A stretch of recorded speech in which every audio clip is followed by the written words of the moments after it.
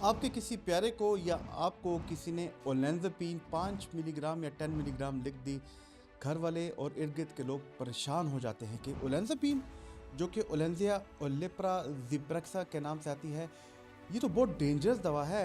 और वो डॉक्टर से पूछते क्या ये पागलपन की मेडिसिन है, इससे तो वेट भी बहुत बढ़ता है, और क्या ये दवा ज़िंदगी भर लेनी पड़ती है। ऐसे ख्यालात से पेशेंट और उसके फैमिली वाले डर जाते हैं। कभी दवा से ज़्यादा उसका नाम डर क्रिएट करता है। लेकिन सच तो ये है कि ओलेंजापीन कुछ पेशेंट्स की ज़िंदगी लिटरली तौर पे स्टेबलाइज करती है। और ये ज़रूरी नहीं कि सिर्फ पागलपन में दी जाए, बल्कि और भी काफ़ी दीगर सिचुएशंस में डिप्रेशन एंग्जाइटी में दी जाती है। आज की इस वीडियो में हम समझेंगे सिंपल लैंग्वेज में साइंस बैक कि ओलेंजापीन क्या दवाई है, दिमाग में कैसे काम करती है, ये किस लिए दी जाती है। कुछ लोग कहते हैं इससे वेट बढ़ता है, तो क्यों बढ़ता है, और सबसे अहम बात कि ये कब यूज़फुल होती है और इसकी क्या साइड इफ़ेक्ट्स हैं। तो जुड़े रहना मेरे साथ।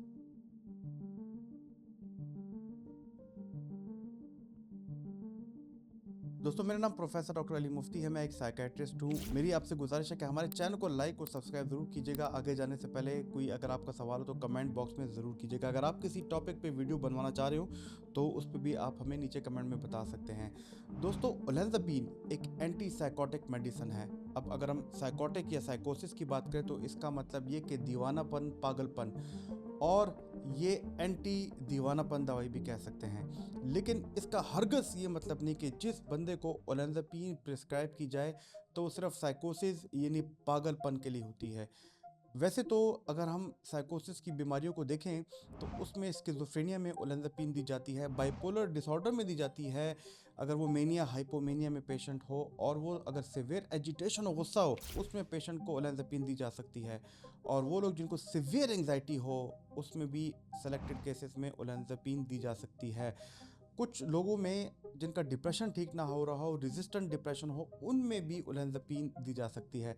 तो अगर आप सिंपल समझो तो जब ब्रेन का डोपामिन का वॉल्यूम बहुत हाई हो जाए तो ओलेंजापीन उस सिस्टम को काम करती है और साइकोसिस से वापस लाती है, और साइकोसिस के अलावा भी दीगर कंडीशंस में दी जाती है। वैसे अगर आपने साइकोसिस को समझना है तो हमारी ये वाली वीडियो देखना जिस पे मैंने स्किज़ोफ्रेनिया, जो कि साइकोसिस की बीमारी है, उस पर डिटेल से वीडियो बनाई है। दोस्तों, ब्रेन में ओलेंजापीन कैसे काम करती है। देखिए, अगर हम साइकोसिस को समझे तो उसमें डोपामीन की मकदार बहुत ज़्यादा हो जाती है। अब आप डोपामीन के बारे में सोचेंगे तो आप कहेंगे कि डोपामीन तो फील गुड न्यूरो हार्मोन है, इसकी मकदार ज़्यादा होना तो अच्छी बात है। लेकिन नहीं, जब इसकी मकदार टॉक्सिकली हाई हो जाए, साइकोसिस की कंडीशन में हाई हो जाए, मेनिया की कंडीशन में हाई हो जाए, तो फिर ये इंसान के अंदर एजिटेशन, गुस्सा लाता है, शक की बीमारी लाता है, हेलुसिनेशंस लाता है। और ओलेंजापीन एक एंटीसाइकोटिक के साथ साथ इसको हम एंटी डोपामीन दवाई भी कहते हैं, क्योंकि ये डोपामीन के मिकदार को कम करता है। लेकिन डोपामीन के अलावा ये दिमाग के सेरोटोनिन सिस्टम पे भी काम करता है, क्योंकि साइकोसिस में सेरोटोनिन का भी इम्बैलेंस होता है। वैसे डोपामीन और सेरोटोनिन जब डिसरेगुलेटेड हो तो इंसान को बहुत ज़्यादा सोचें आती हैं, वो बहुत ज़्यादा बातें करता है, उसको शक की बीमारी होती है, हेलुसिनेशंस का तो मैंने आपको बता दिया, इतना गुस्सा कि वो घर वालों पे तशद्दुद कर सकता है, सिवियर उसको मूड स्विंग्स आते हैं और उसकी नींद बिल्कुल ख़त्म हो जाती है। ओलेंजापीन कुछ इन ही ओवर एक्टिव डोपामीन के सिग्नल्स को स्लो करती है, इसलिए पेशेंट्स कहते हैं कि हाँ, दिमाग काम हो गया है, हमारी नींद वापस आ गई है और हमारी ओवर थिंकिंग भी कम हो गई है। कभी ट्रीटमेंट का फर्स्ट गोल सिर्फ खुशी नहीं होता, स्टेबिलिटी होता है। ओलेंजापीन के साथ एक कॉमन साइड इफेक्ट जो लोग कहते हैं वो है वेट गेन। वो क्यों होता है, ये सबसे कॉमन क्वेश्चन है और सबसे बड़ा एक लोगों का सवाल है कि ओलेंजापीन को लेके। ऑनेस्ट आंसर ये है कि हाँ, ओलेंजापीन के साथ वेट गेन का रिस्क होता है। उसकी वजह यह है कि जब आपकी डोपामीन कम होती है, सेरोटोनिन बेहतर होती है, तो आपकी एपेटाइट, आपकी खुराक बढ़ सकती है, क्रेविंग्स इंक्रीज कर सकती है, आपकी बॉडी का मेटाबॉलिज्म थोड़ी हद तक कम कर सकती है, और इसकी वजह से बार बार नींद आती है। ओलेंजापीन की वजह से रात को नींद बहुत आती है, तो इस वजह से इंसान को क्रेविंग हो तो sugary food, late night eating, उसको एक्स्ट्रा भूख लगती है। लेकिन इसके साथ साथ ये बहुत ज़रूरी है कि हम मॉनिटरिंग करें, कुछ टेस्ट करें जब भी ओलेंजापिन स्टार्ट करने से पहले, जिसमें हम लिपिड प्रोफाइल कराते हैं, कुछ और ब्लड के टेस्ट करते हैं, ताकि हमें पता चले कि ओलेंजापिन से पहले टेस्ट कैसे थे, ओलेंजापिन के बाद टेस्ट कैसे हैं। और इसके साथ साथ मैं अपने पेशेंट्स को ये कहता हूँ कि आपकी एपेटाइट तो बढ़ेगी, लेकिन अगर आप हेल्दी चॉइसेस रखो फूड के, अगर आप प्रोटीन्स खाओ, हेल्दी कार्बोहाइड्रेट्स खाओ, फैट्स और जंक फूड से अपने आप को बचाओ, तो आपका वेट काफ़ी हद तक नहीं बढ़ेगा। और साथ में अगर एक्सरसाइज करो तो वेट आपका स्टेबल रहेगा। बल्कि कुछ तो ऐसे पेशेंट भी मैंने देखे कि जिन्होंने हेल्दी लाइफस्टाइल को फॉलो किया है तो उनका वेट गिरता भी है, इवन वो ओलेंजापिन भी ले रहे हो। लेकिन हर पेशेंट में याद रखिए वेट गेन सेम नहीं होता। अच्छा, यहाँ पे मैं आपको ये भी बता दूं कि ओलेंजापिन उन लोगों में जिनमें भूख की बहुत कमी होती है, जिनका वेट बहुत कम होता है, बहुत ज़्यादा वो कमज़ोर होते हैं, उनकी नींद की कमी होती है, तो वहाँ पे ओलेंजापिन हम ज़्यादा डोज में देते हैं ताकि उनका वेट भी बढ़ जाए और खुराक उनकी बेहतर हो जाए। तो इसके और साइड इफ़ेक्ट्स भी हैं, जिसमें मैंने आपको बताया कि इंसान को नींद बहुत आती है, लेकिन ये हमारा डिज़ायर्ड इफ़ेक्ट होता है।